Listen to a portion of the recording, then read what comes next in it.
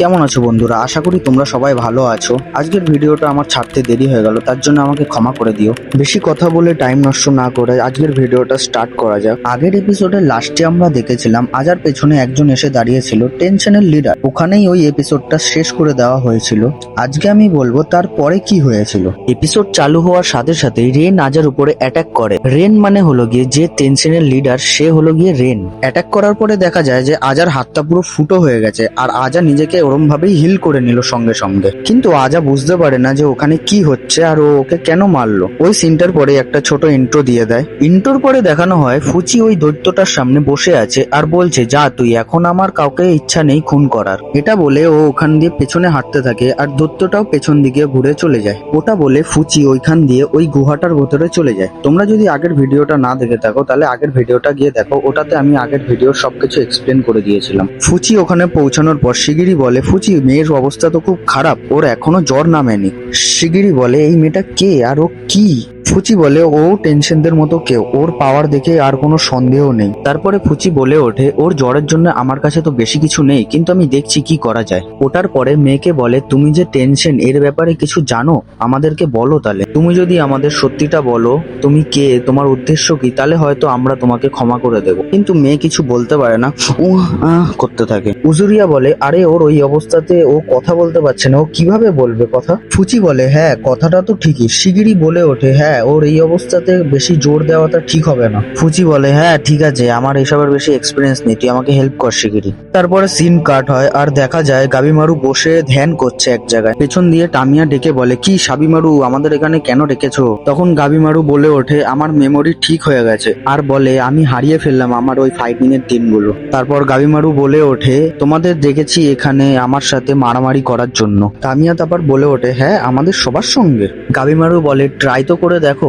তামিয়া হেসে ওঠে আর বলে, তোর মতো পাগলা দোষা আমি দেখিনি। তখন শিয়ন আজার ভাইকে বলে, যদি তুই এইসবের অ্যাডভান্টেজ নেওয়ার চেষ্টাও করিস তাহলে তোর পদে ছুরি ঢুকিয়ে কেটে দুভাগ করে দেবো। নুরুগাই বলে ওঠে, হ্যাঁ ঠিকই বলেছো। তারপরে তামিয়া তোমার হাতের দড়িটা কেটে দেয়। তারপরে গাবিমারু মনে মনে ভাবে, আমি আগে যাদের সঙ্গে ফাইট করেছি তাদের তাও অনেক বেশি ছিল, কিন্তু এইটুকু শিখেছি যে টেনশনের লোকগুলোর এদের দিয়ে অনেক বেশি পাওয়ার হবে। আর ভাবে, আমাকে দেখতে হবে এখন আমি ওরকম তাও কিভাবে ইউজ করব। তারপরে গাবিমারু আর ওদের মধ্যে ফাইট চালু হয়। ওর ওই ফাইটের মধ্যে ও ভাবে যে হাজার হাজার বছর ধরে ওই মনস্টার গুলো ট্রেনিং করছে, আর আমার এরকম তাও নিয়ে ওদেরকে হারানো ইম্পসিবল। এরপরে দেখা যায় গাবিমারু আর ওদের মধ্যে ফাইট হতে থাকে। তখন নুরুগাই বলে ওঠে, এটা তো হেভি, তুমি এরকম করে মারলে টেনশনরা এমনি মরে যাবে। গাবিমারু বলে, না কিছু তো মিস আছে এখানে। শিয়ন ভাবে গাবিমারু যা বলছে ও তার থেকেও বেশি উপরে আছে, আর একটা ক্রিমিনালের উপর ভরসা করা কি আমার ঠিক হবে? তারপরে গাবিমারুর সামনে গিয়ে বলে, তাওয়ের অনেকগুলো টাইপ হয়।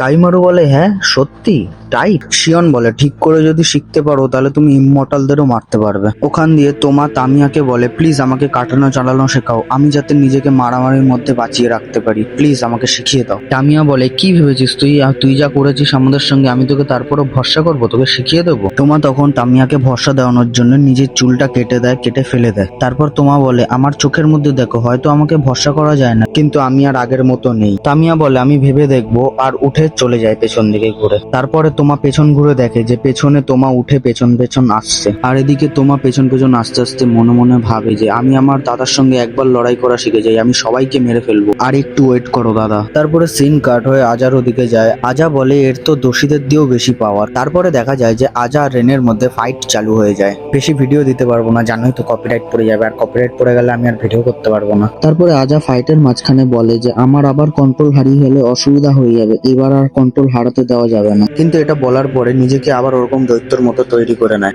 তারপরে আবার ওদের মধ্যে লড়াই চালু হয়ে যায়। ফাইটের মাঝখানে দেখে যে রেন ও আজার মতো নিজেকে হিল করার পাওয়ার আছে। রেন নিজেকে হিল করে নিচ্ছিল বলে আজা ওকে মাঝখান দিয়ে দুভাগ করে দেয়, আর বলে যে নিজেকে হিল করতে পারছে না, আর তার মানে এটাই ওদের উইক পয়েন্ট। তারপরে দেখা যায় যে ও মরেনি, ও নিজের ক্লোন বানিয়েছিল ওটা। তারপরে রেন আজাকে বলে, আমি তোকে আমার মহলে নিয়ে যাব আমার গবেষণার জন্য। আজা এটা শুনে পুরো শক হয়ে যায়। আজা রেনের উপর অ্যাটাক করতে যায় কিন্তু পারে না, রেন ওকে পুরো মেরে অজ্ঞান করে দেয়। তারপরে ওর যখন জ্ঞান আসে ও দেখে যে ও অন্য জায়গায় আছে, আর ওর সামনে রেন দাঁড়িয়ে আছে। ওটার পরে দেখা যায় যে ও ওকে রিসার্চের জন্য নিয়ে গেছে নাকি গুলুগুলু গুলুগুলু করার জন্য নিয়ে গেছে বলা মুশকিল আছে। এসব দেখানো যাবে না, সরি সরি দেখানো যাবে না এসব। I am sorry, Babu.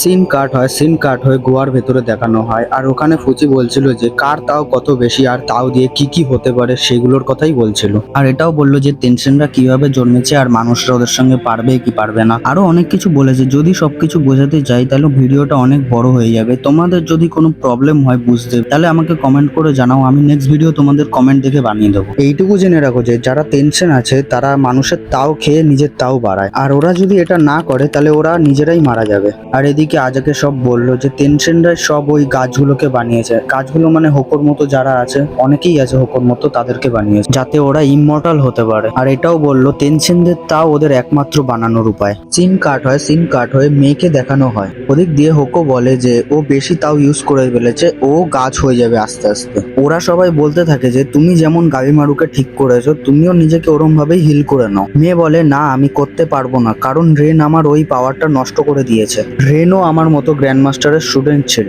কিন্তু ও আস্তে আস্তে চেঞ্জ হয়ে গেছে আর ও এরকম হয়ে গেছে আর লোকদের মারা চালু করেছে ওই টাইমে। তখন হোকো বলে যে মেয়ে, তুমি আমার তাও টেনে নিজেকে বাঁচিয়ে নাও। আমি এতদিন তোমাকে নিজের মেয়ের মতো করে বড় করেছি, আমি দেখতে পারবো না তোমার যদি কিছু হয়ে যায়। তখন ওরা দুজনেই কেঁদে দেয় আর মেয়ে কাঁদতে কাঁদতে হোকোর টাওটা টেনে নেয়। আর এতেই আমাদের এপিসোড 3 শেষ হয়। এই ভিডিওটাতে অত এক্সপ্লেন করা হয়নি, তার জন্য সরি, কারণ অনেক বড় হয়ে যাবে ভিডিওটা, আর ভিডিও আসতে অনেক লেট হয়ে গেছে। এসব কথা ছেড়ে যদি তোমাদের ফুল এক্সপ্লেনেশন ভিডিও চাও তাহলে তোমরা আমাকে কমেন্ট করে জানাও। এই ভিডিওটা ভালো লাগলে একটা লাইক করে দিও, যদি আমার সুন্দর ভয়েসটা শুনে মায়া হয় তাহলে একটা সাবস্ক্রাইব করে দিও। আজকের মতো টাটা।